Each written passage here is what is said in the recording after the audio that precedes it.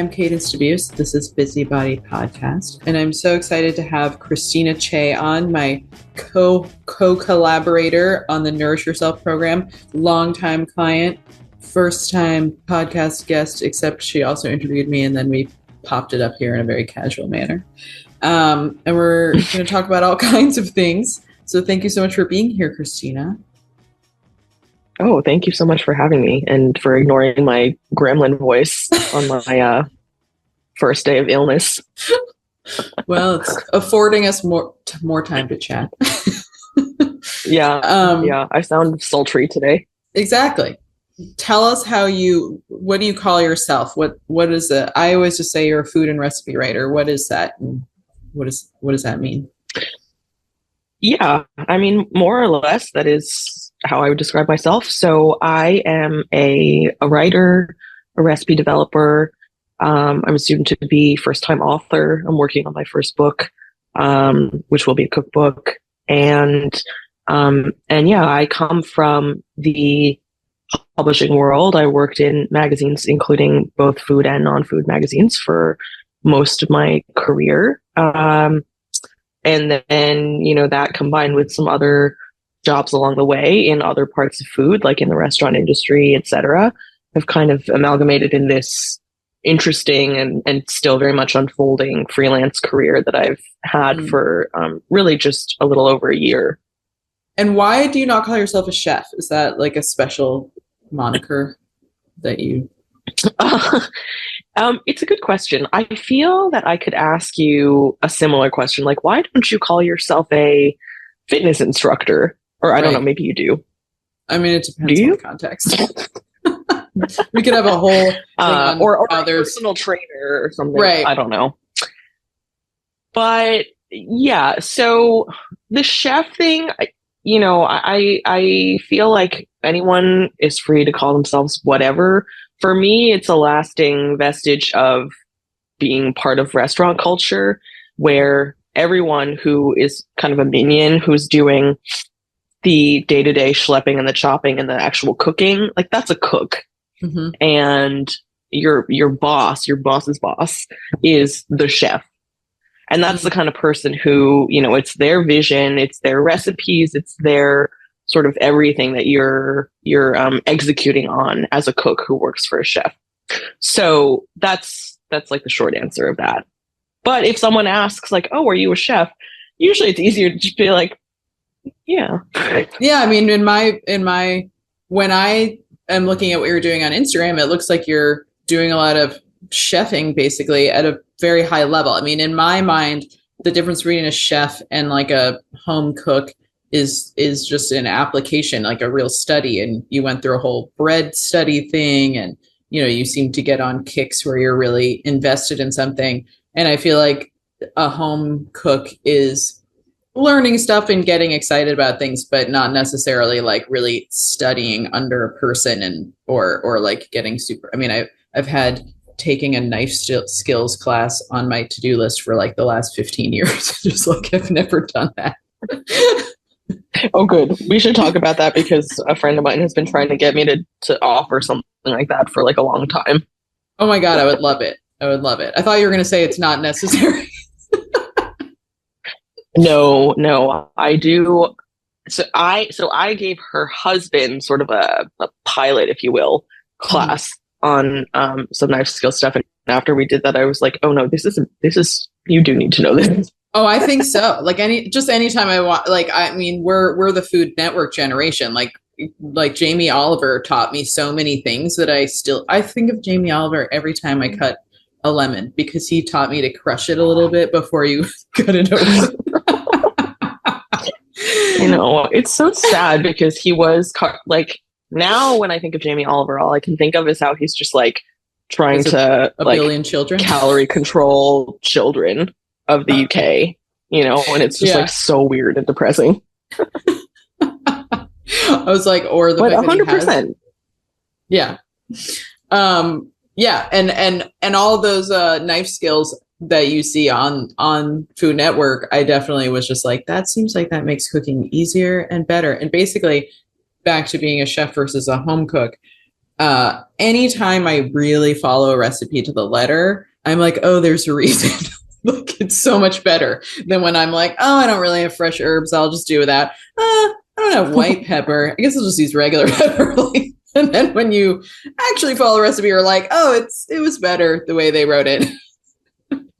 You're like my worst nightmare commenter, the commenters who are like, this cake is terrible. I substituted every ingredient and it did not turn out right at all. 0 stars. Yeah. And I'm just like, okay. That's hilarious. That is hilarious. I know the folly of my ways. That's why yes, I will give you that credit. That's why I'm a cook and not a baker, because I am really terrible at following directions and I do substitute constantly, and that's why I can't bake, because I'm always just like, well, I don't have that kind of flour. I'll just use this random flour. Is it the same? I have no idea. Why is mine flat? You always say that, but you do have the very important caveat of being able to make pie crust by feel alone, which I just think is crazy. That's so impressive. That's my weird pandemic skill, because I made a pie a week for like a year and a half. And actually, my boyfriend and I have a holiday tradition that we started in the pandemic of making, and now I'm going to forget what this dish is called, but it's this ridiculous, very old-fashioned, where you put like some kind of cut of meat inside a super thick pastry, and it's like wrapped with prosciutto and mushroom and all this stuff, and it's all these layers. I can't remember it at all. Wellington? Yes, beef Wellington. We make beef Wellington, and I do the pastry. That's so fun. Wow. We've done a vegetarian one, and the meat one. It's like, we're very good at it. It's like, it's our real signature dish. Okay, well, if you're looking for ideas, my friend just recently made a salmon Wellington, which I didn't eat and which I couldn't really imagine, but which she said was really good. Oh, I can imagine that being really good. We haven't branched into fish yet, but that seems so scary, because the whole thing with the Wellington is it all has to cook perfectly, and it's all things that cook at different times. And so that's what you're showing off, is that you didn't overcook the beef, but the crust is still really crispy and good. And I can't imagine doing that with fish, because that just seems like very complicated. That's like the one bake-off contestant who's doing something crazy, and then they're all like, whoa, like that's not gonna work. Yeah, exactly. That's how we celebrate the holiday. But how did you begin?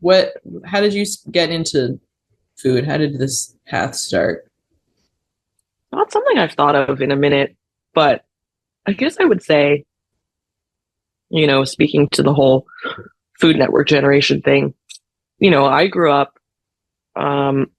watching Martha. I grew up watching Kind of Garden and Giada De Laurentiis and, like all those people. And they had such an effect. I think in particular, like Martha and Ina had such an effect on this early kind of vision I had for myself when I was grown up. Like I very much was so enthralled with the little appetizers and like, the gay best friends with fresh flowers. Yeah, totally. And like Ina Garten, she really curated a lifestyle that we were all like, wait, I want the absent husband and all my gay best friends that come by all the time.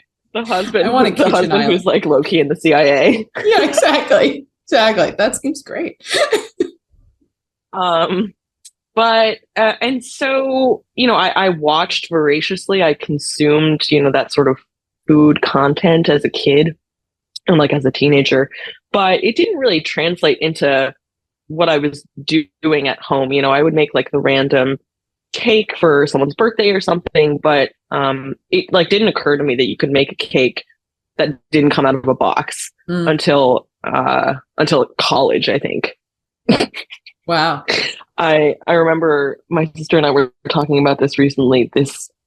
The most impressive dessert that I would make when we were kids, that everyone, like all the adults would be like, oh my God, that's so gourmand, was Duncan Hines devil food cake with sliced strawberries and a Martha Stewart ganache, which is just cream and chocolate melted together. It sounds like and that was like the frosting. Oh yeah. Oh, and the sides were covered in like flaked almonds. Oh my God, it's so beautiful. It was the pinnacle of chicness in our household. But anyway, so then I think when I really started cooking for myself and then started realizing that it was something I was interested in was when I was in college, like in the second half of college, when I was living off campus and with friends, and we were all just responsible for feeding ourselves. And that was just a time of, I think, experimenting with no money. So there were a lot of survival kind of bag of frozen vegetable stir fries with like tofu or whatever. But there was also, the first turkey that I ever roasted for a Friendsgiving that we hosted, and, things like that. And then from there, I think it just became this really beloved hobby. And I found a lot of my energy outside of work, when I was first working out of college at a desk job, was spent like making all kinds of elaborate things, either just for fun or for friends. And I was so far away from where I am now in terms of understanding like the science or the chemistry or the methods or whatever. I was just making things because I was excited about them. And yeah, it really, I think, was kind of a hobby / anxiety management tool. Sure. Yeah. More than anything, because it was just a space to clear your head of anything besides just following a recipe. And that required total focus. And there wasn't really room for any of the other stuff. And at the time, like, just as a highly anxious young adult, like it was a very effective coping mechanism. Yeah, that is something I love about cooking. It's something, my boyfriend cooks a lot, and I've actually noticed the absence of having the need to cook, because it's a really great way for me to end my day and just, not think about anything, just kind of fall into the rhythm of doing that. It's like a little project that is very short. You just start and finish in a couple of hours, or obviously a lot less than that. And it's great. It's a great way to relax. And in the past couple of weeks, I've been like, I need to reclaim some of our dinner nights, because it's no fun to go from work to bed without that little moment. Totally. Conversely, it's no fun to cook when you don't feel like cooking. You just have to. That's the worst. Yeah. Sort of topically relevant to our Nourish Yourself collab. Yeah. Just absolutely. trying to make that less of an annoying, like, dreary thing. That's really a skill that gets developed over time. Totally. And probably somewhat in those early college days. Yeah. I lived on a lot of beans in my college time. I think I didn't really know about beans in my college time, to be totally honest. Like, I did, because my dad's from the South. Beans. Yeah, my dad. I knew that. That makes a lot of sense. He's from the South, so we used to make red beans and rice growing up, and that was like that. I mean, they cost like 30 cents to make that. So I made a lot of red beans in college, black-eyed peas. Grateful for that. I literally had a random bean cookbook that was just like a zillion bean recipes. Oh, that's amazing. I mean, now I feel like I get it, but yeah, at the time, like, we didn't have that. No, I think beans are pretty. Koreans just don't really eat beans. Did you grow up? Koreans don't really eat beans in the same way that Western people eat them. So, if we were primarily eating like a mix of Korean food and, sort of a lot of Western staples like spaghetti and meat sauce and like some salmon with some rice and broccoli, or, things like that. But maybe the one time we would eat beans actually was sometimes my mom would make chili. Oh, cool. That's awesome. Yeah, I think beans as a center of the plate is actually not. I think I'm kind of unique in that way as a Northerner, for sure. Did you grow up primarily eating Korean food? Let's say it was maybe 50-50, where, you know, a lot of the times it was just Korean food can be so fast to put together, that, you know, it makes like boiling a pot of water for pasta look like it's just like taking forever. So I think a lot of the times, you know, with my mom being like the primary cook for me and my sister and my dad, it was just about like what's easy and what's fast and, you know, while still being like healthful. So there were a lot of like Korean stews with some rice and some sort of banchan or vegetables on the side. And that would be dinner. But, you know, the banchan would already be made. You just pull them out of the fridge. The stew is like, you know, instant dashi and a jar of kimchi or something, and a pack of tofu. And then you cook some rice. And that is still like, that is still a really kind of like primal place in my like food life. It is something I deeply connect to and need when I haven't had that for a while.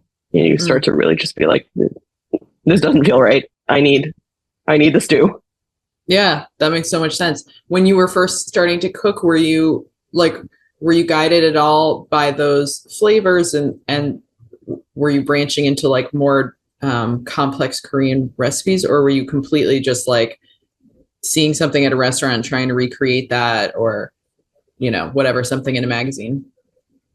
You know, I actually for a long time had no interest in learning how to cook Korean food, especially when I was first just picking up cooking as a sort of hobby thing. I really, it was so divorced from the kind of table food that we would eat growing up. And it is just kind of interesting because I think that has really intersected with times when I've been sort of more in a place of discomfort or denial about, you know, aspects of my heritage and my identity, that, you know, just didn't really resonate with me so much back then as they do now, if that makes sense. Yeah, totally. So, you know, a lot of times it was more like, no, I want to learn how to make a gougères. I don't know. Yeah. Or like cinnamon rolls. Yeah, that makes nothing wrong sense. with gougères or cinnamon rolls. But yeah, there was a very clear and obvious direction for the kind of food that I was interested in learning how to make. And it was very influenced by that sort of like Ina Martha era. Yeah, absolutely. Well, I think from what I understand, just sort of in the history of American, you know, food culture, Food Network brought the idea of making things that are more complex into the average American household. Like people got excited about cooking and having more flourish than in the TV dinner or like whatever, just kind of American food culture from what the things that I've sort of read and studied for people who are really excited about that is basically that we just prioritize speed and efficiency. And so we are the inventors of the TV dinner and the meal bar and the, you know, all these things that you can just like store in your car. Basically, it's not exactly an engagement with like where the food is coming from and taste and texture. And food culture kind of brought that back into American consciousness, just somewhat. Right. And of course, like those things happen in such a specific context, right? Yeah. Of, you know, capitalism. Yeah. And just that sort of really settling in of the modern, I think, kind of overwork culture. And the, deprioritization of taking care of yourself. Yeah. Is that too dark? No, not at all. But yeah, but then it's no wonder that you see the rise of that kind of really leaning into self-care and wellness, and how that industry has now sort of peaked, and I think right now kind of starting to hover in the I don't know zone where like everything is so hyper fixated on wellness to the point where it just like doesn't really have meaning anymore, at least to me. Yeah, no, I think you're right. And I think that is really what's so interesting about food. It's what interests me about people in the food industry, is that we all need food. Like, you can't ignore that. So you can be a person who can't cook at all and you still have to eat. And you can be someone who never grocery shops and you still have to eat.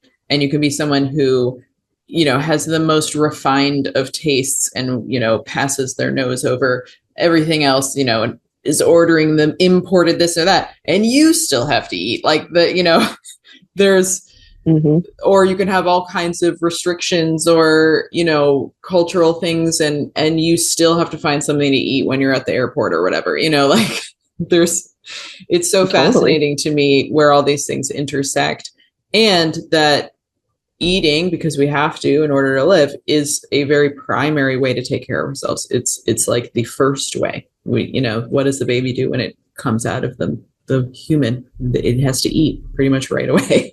So, my hope is that people are doing that for themselves every morning. But I think it's because of so much capitalism, production. People are like, oh, I have emails to finish. I have to get to work on time. I don't have time to butter a piece of toast. I don't have time to, whatever. And we haven't even gotten into the whole deprivation mindset and diet culture aspect of it, where you're just like, oh, I can't eat toast, or right. I can't eat peanut butter on my toast, or whatever. Yeah, exactly. And there's a huge intersection there of also capitalism and production, and we have to present a body that patriarchy. Is like, that's just like, look at my body. It's proving that I'm a productive person because I'm so lean and clearly disciplined and all of these things. I would never have the pleasure of a buttery scone for breakfast. Not me. Yeah, that's for lazy people. Yeah, exactly. You're just like, okay.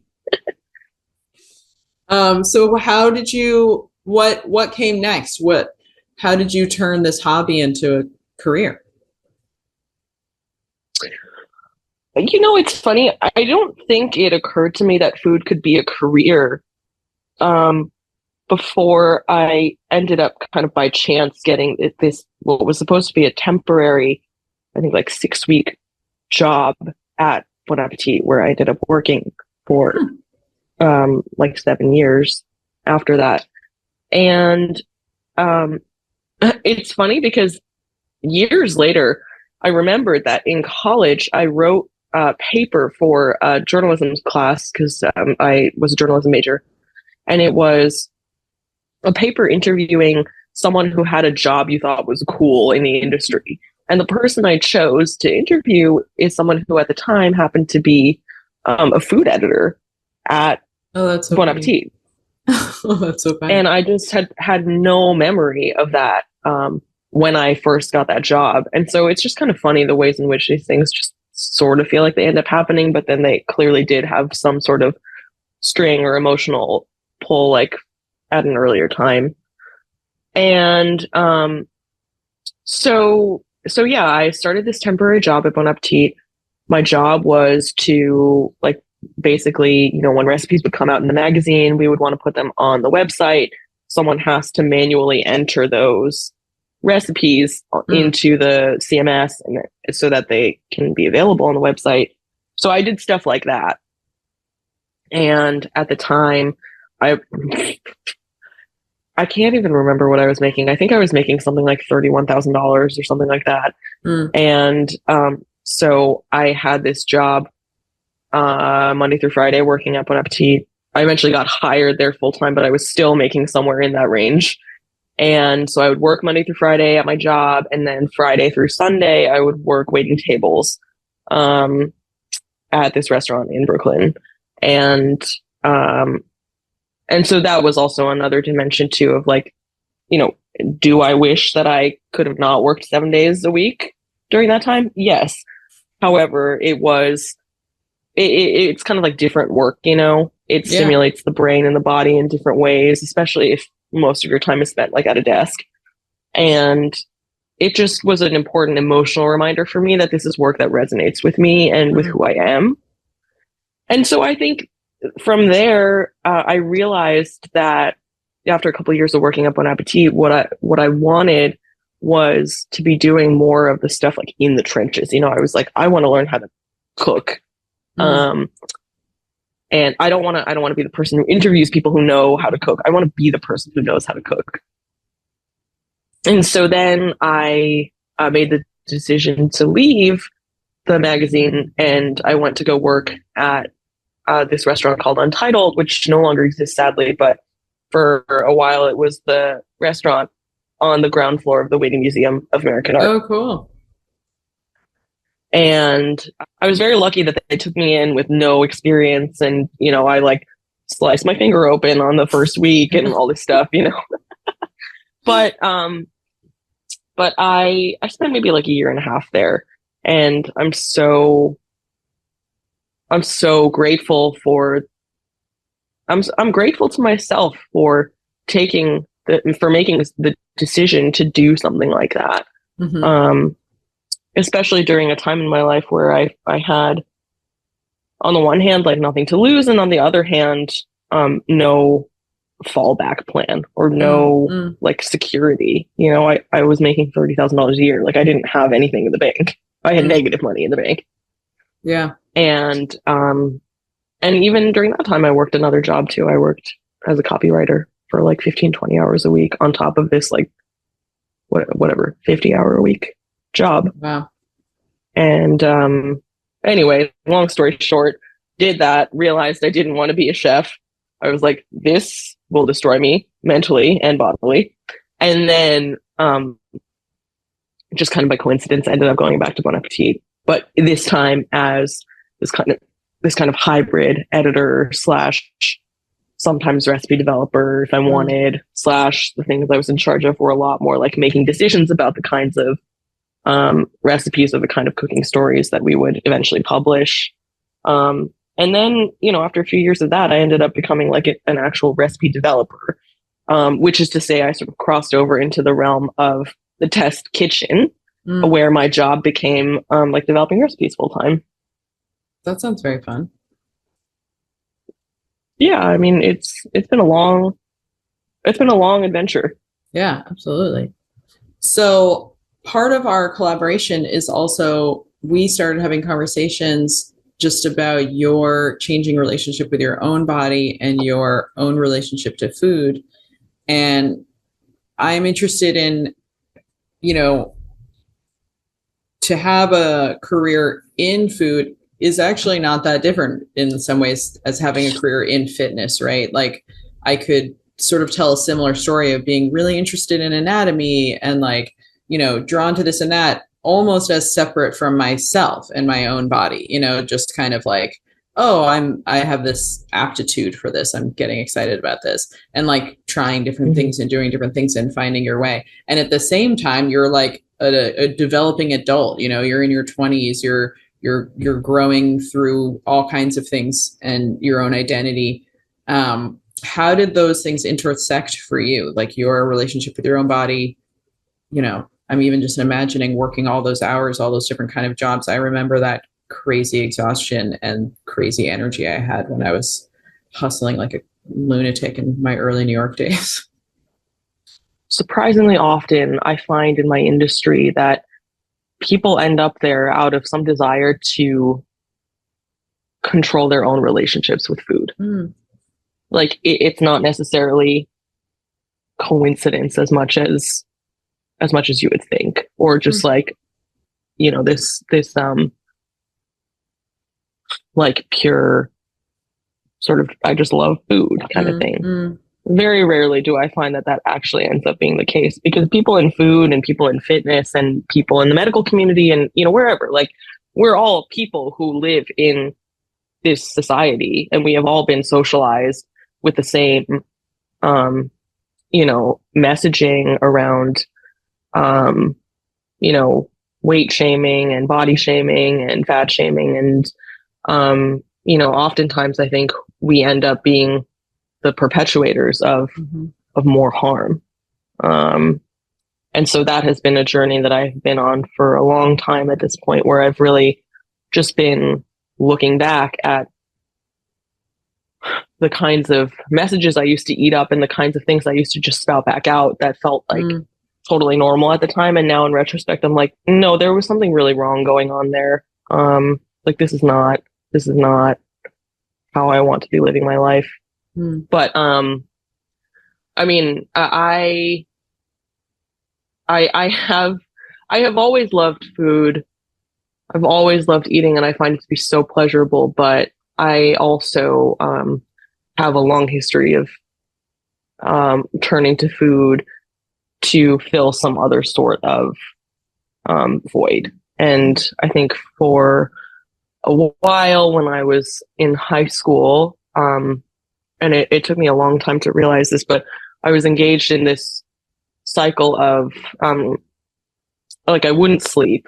I would sleep maybe like 4 hours a night. I would barely eat anything during the day because I would wake up too late. I would barely get to school on time, so I wouldn't eat breakfast. Sometimes I would eat lunch, but sometimes I would just eat, like, we used to have these giant, like, cookies the size of your face. They were like warm Otis Spunkmeyer cookies for $1.10. And so sometimes that would just be lunch. And then, just imagine you're a teenager. You're running on no breakfast and a cookie the size of your face. And then, I would have sports or extracurriculars or something. And then I would have dinner, and then I wouldn't sleep again. But then I would get hungry.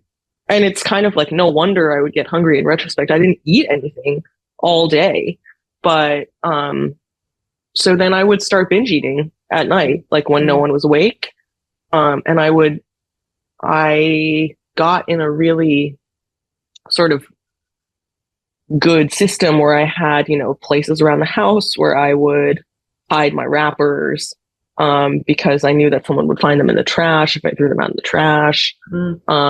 I knew the things that would make the least amount of noise, like anything that would use the microwave or use the stove with the ignition clicker, like that was off limits because someone would hear that and wake up. So I would literally eat like cold cans of Chef Boyardee ravioli, like, which is so disgusting, like disgusting. At like 2 a.m, 3 a.m. And I look back on that time with so much, like so many complicated feelings. I still haven't really come to fully process what that period was all about for me. But I do know that it was not good.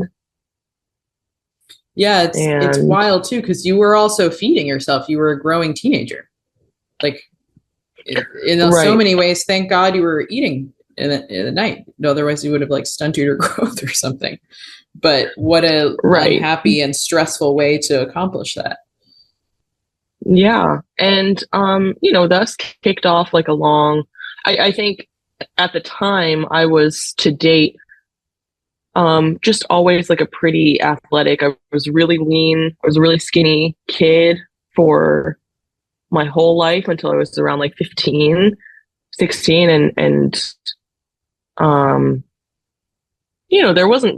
not really talk ever. There's still not really enough talk about how we're not meant to have the bodies we had as teenagers and how fetishizing that is fucking weird.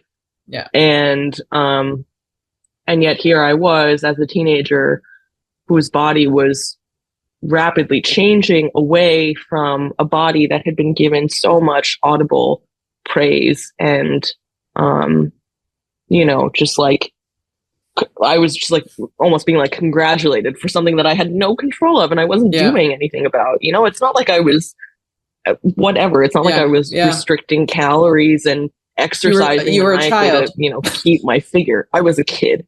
Yeah, you were a child. And then I think it's so disorienting when you don't have language, you don't have support to talk about how it's normal for bodies to change. So I think, for me, in terms of my own sort of food and body journey, like the priority has just become supporting my body in feeling good And so much of that involves not turning away from signals that it's trying to send about hunger, about exhaustion, about, just all these little cries for help that can become so well muted, especially as people who have like busy city lives. Absolutely. And also something I think about a lot that I think you taught me is about when anxiety is actually just hunger. And like how for so much of my 20s, I think I might have just been not eating enough. 100%. I got into nutrition because I fainted in my 20s. And I always thought of myself as know that. Yeah. I mean, boy, is it a 20s story. It was super hot. It was just like a really hot summer day. And I'm sure I had breakfast because I'm a person who wakes up hungry. And that was like my thing. I always thought I was a healthy eater because I always had breakfast and I always had dinner. But I basically didn't eat anything in between.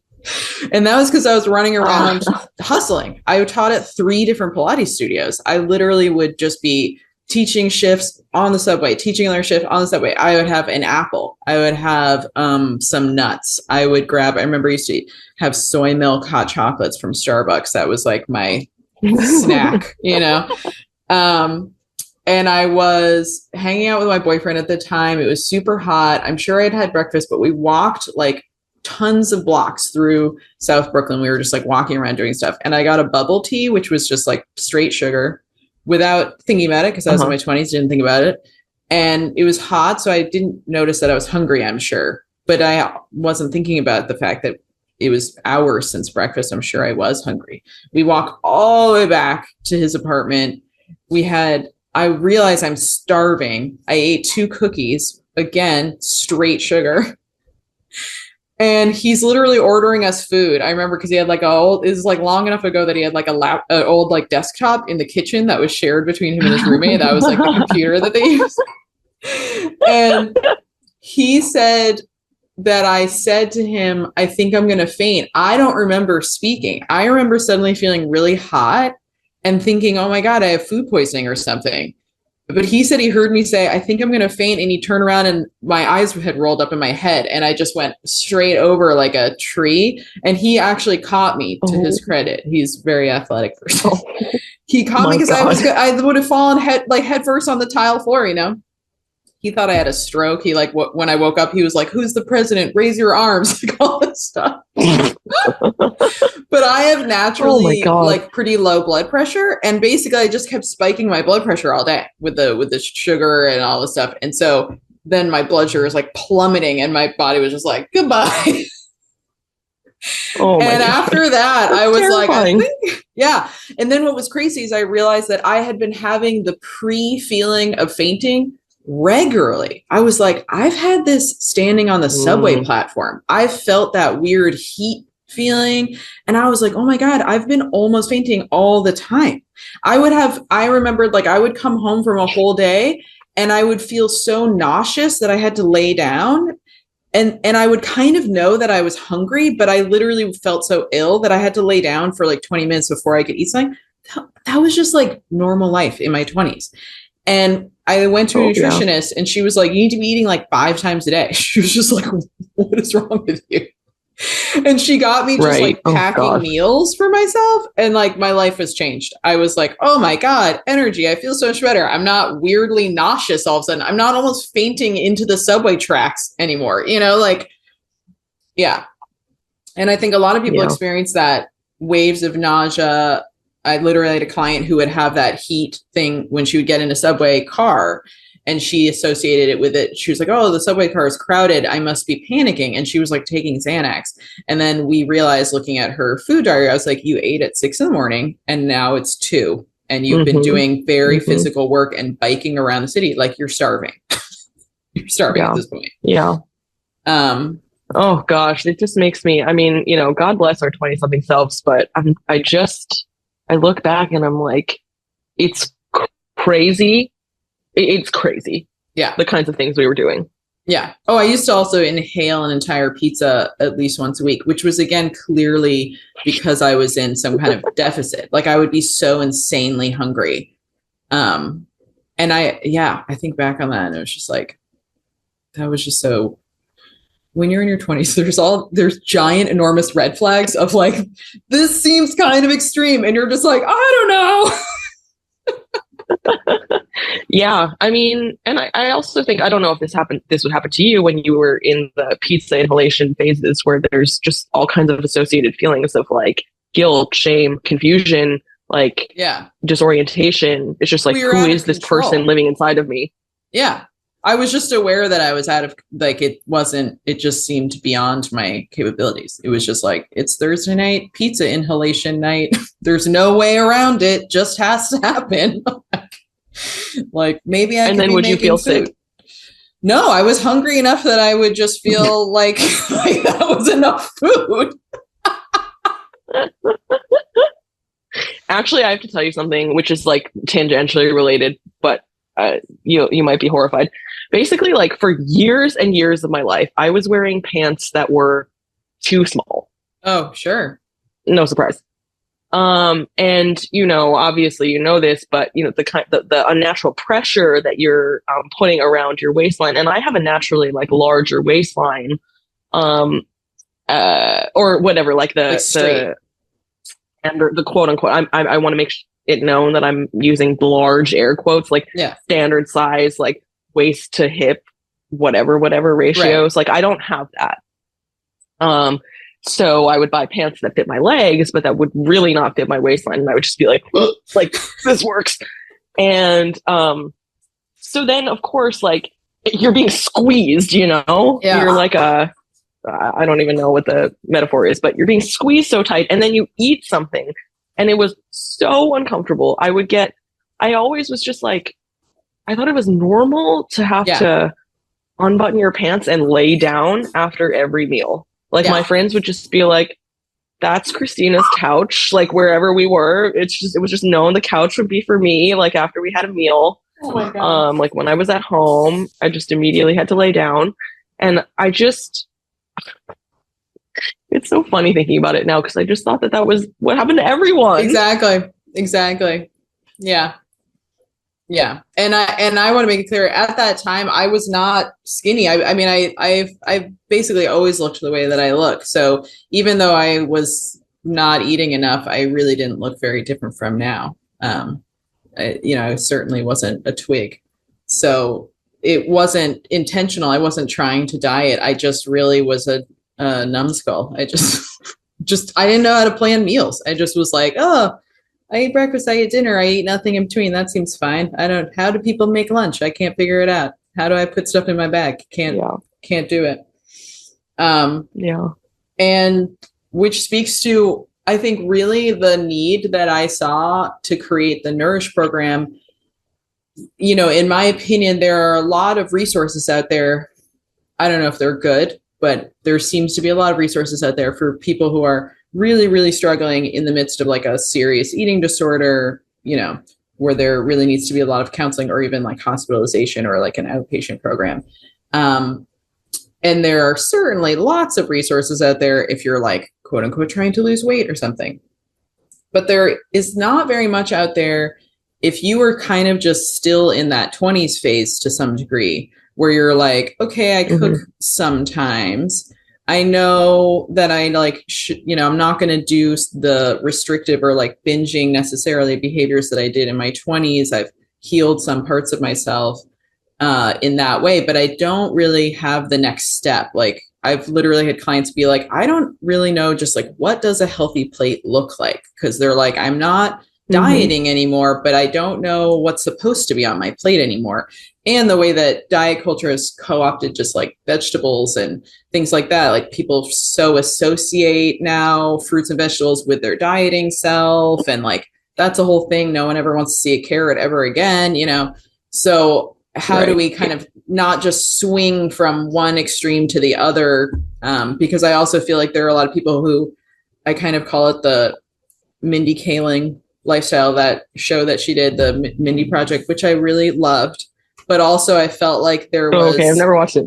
Well, it was in that real moment, like in 2016 or something, the like Amy Schumer, Lena Dunham, like real kind of body positivity, like when that was like the real buzzword.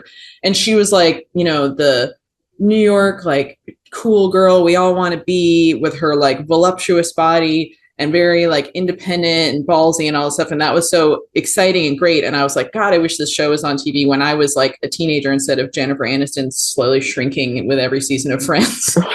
but what it bothered me is that they kept showing her kind of independence, in that she was just always eating pastries or like Doritos, and that was her freedom. Mm-hmm. And I totally hear that, and I see the value of that.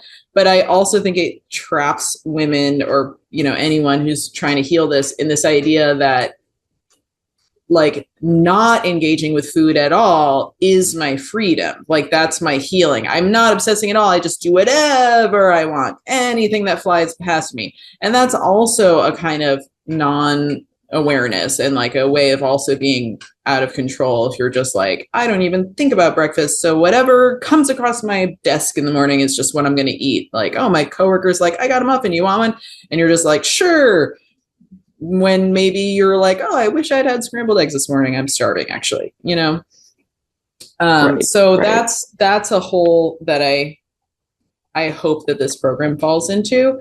And I think that your style of cooking in particular, which is accessible, but also really engaged and interesting. And it's not, you know, the point of it is not just like 3-step casserole or something, but it's like, look at these delicious flavors, you know, and yet also this didn't take me 3 days to prep and put together. You can find these, you can make these on your own. Well, I mean, something about what you were talking about just made me think about like, I think in the last year or so, I've been on my own little journey to start to reclaim some foods that I had, you know, in various times knowingly or unknowingly restricted from my life, and took like weird, I remember I would talk about it, and I would take this like weird pride in being like, oh, I don't keep pasta in the house. And, you know, now just trying to shift to a like, how amazing is it that pasta can be this like incredible sort of like canvas for all these things that maybe I wouldn't have like been so excited to eat otherwise, like these vegetables or whatever. But because they're with pasta, I'm like, I'm so much more into this. Like my whole being is like, I'm so excited to eat this. And, you know, just stepping back and being like, why did I think that was such a bad thing? Yeah, exactly. Yeah. I've newly discovered grains, you know, in the last couple of years, mainly in some ways just because I didn't feel like I really knew an interesting way to make grains, but also there was some leftover, just like, that's a lot of carbs, like in my brain. And so I didn't always have like a lot of grains available in my pantry. And now I do. And yeah, similarly, it's like, have some random leftover chicken, make some grains and mix that together with some herbs, and it's delicious. Like, you know, I mean, it's just and like, I think too, I think there's something else that has been helpful for me in my own sort of food and cooking stuff has just been to be like, not everything you eat is going to be the most amazing thing you've ever tasted. Yeah. Yeah. But it's still going to do the job you need it to do. Yeah. Well, like, that's something. There are some meals where I'm just like, the priority of this meal, like the goal of this meal is for me to be energized and not have to think about food for the next 3 hours because I have a lot of work to do. Yeah. I have a packed schedule. I'm traveling, like whatever. And so now to feel like I know what those things are and what things will make me feel a certain way is hugely powerful. Yeah. But also it turns out like not always going to be 100% excited to eat those things. And like, that's fine. Yeah, exactly. I think that's a wonderful nuance for people to understand. I think so many people have this real pass fail perspective on their own cooking and what they're making at home. And I hope that people get from us that they can really develop their own food culture, kind of their own recipe bank and their own things that they can whip up, or something that they're really excited and proud of and would want to share. But I think like the power of being able to literally take care of yourself, literally nourish yourself, is that you also know those meals that just get the job done and that aren't so terrible and boring, or that you're like forcing yourself to eat them. Like a lot of people's experiences with like dieting and, whatever thing that they've tried in the past, but that you just know that there is something that does exactly what you said, makes you energized, makes you feel good, makes you just like not have to think about being hungry for the next couple of hours. But yeah, are you inviting all your friends over to have this thing that you made? Probably not. No. No. Although I want to do this again this next cycle, but something I really liked that we did in our previous session was just having people talk about what breakfast, like what's their dream breakfast? What's the breakfast that really excites you? And just encouraging them to make that. Yeah. Like, because sometimes too, I think, I just talked about how not everything I eat is going to be the most amazing thing in the world, but I think there's another kind of flip side to that where people are often afraid of food tasting like too good. The connotation 100%. Being like, you're going to lose control, you're going to end up overeating, whatever. And that also makes me sad too.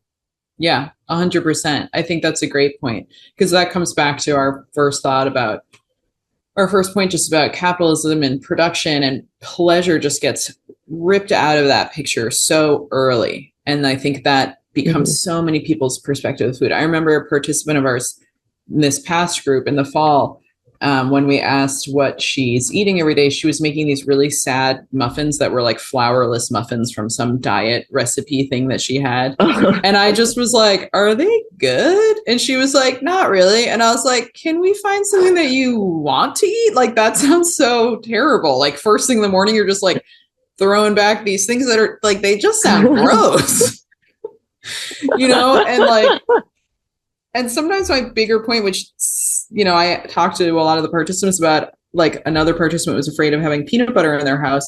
And I was like, listen, both of us on this call are not what would commonly be called skinny. Can we just both acknowledge that? And they were like, yeah. And I was like, so clearly you're like, I'm not going to eat peanut butter, and this other person's miserable muffin situation, it's not quote unquote working, right? Like you haven't achieved whatever it is. So you might as well eat the peanut butter and have a better muffin, because I really doubt like you're not going to just suddenly be like unable to fit through your front door, And that is the fear. If I recall correctly, that person had this kind of like peanut butter liberation. Yeah, totally. Yeah. And was like so happy. Yeah. Found that when they allowed themselves to just have peanut butter toast in the morning, they were not snacking through their whole workday on like crap that people are bringing into the office. They felt better. They were more balanced. They were like, I have better hunger cues. Oh my God, breakfast is so helpful. So yeah. And I think finding that pleasure can be really the key in so many ways to engaging with our food. Yeah, agreed. Well, thank you so much, Christina. Thank you. I'm so excited for our next group. Me too. And we'll put in links where people can find you, and also super excited about your upcoming book. That's really exciting. We'll probably have to have you back on to talk about that. It's a work that should be more in progress than it is at the moment. I think that's the way. We got a long time until it's due. That's super exciting. Well, thank you so much, and I'll see you soon. Thank you. All right, looking forward to it.